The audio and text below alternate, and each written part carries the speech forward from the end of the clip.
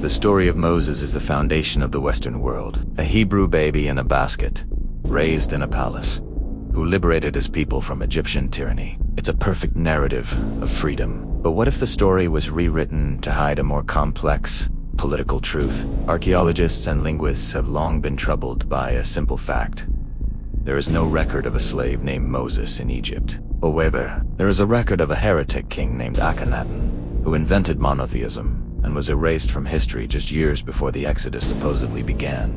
Today, we perform a forensic audit on the birth of monotheism. We investigate the evidence that Moses wasn't a Hebrew at all, but a high-ranking Egyptian official, or perhaps even a king who took his forbidden religion into the desert. Welcome to the ancient verdict. 18 years before the traditional date of the Exodus, Pharaoh Akhenaten did the unthinkable. He abolished the pantheon of Egyptian gods and declared there was only one, the Aten. He moved the capital to a new city and wiped out the power of the priesthood. This was the world's first monotheism. But when Akhenaten died, the old priests returned with a vengeance. They destroyed his temples, smashed his statues, and declared him a criminal.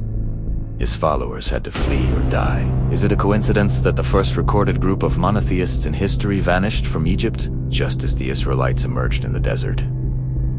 Let's look at the name. In Hebrew, Moshe is said to mean drawn from water. But any Egyptologist will tell you that Mose is a common Egyptian suffix, meaning child of or born of, as in Thutmose, or by calling him simply Moses. The name is literally the son or the child.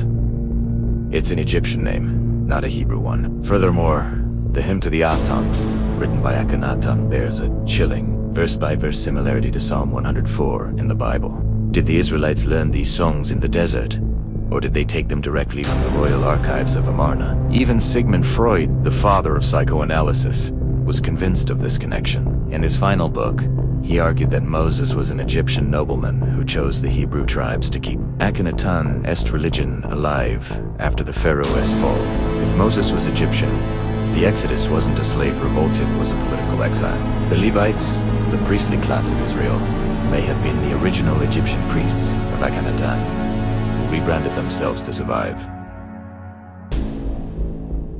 The law given at Sinai, it was the final evolution of the Atenist heresy, simplified for a new nation. Was Moses a slave who rose to power, or a prince who lost it? If monotheism was a gift from an Egyptian pharaoh, it changes everything we know about the chosen people. It means our modern faith was born in the fires of an Egyptian political civil war.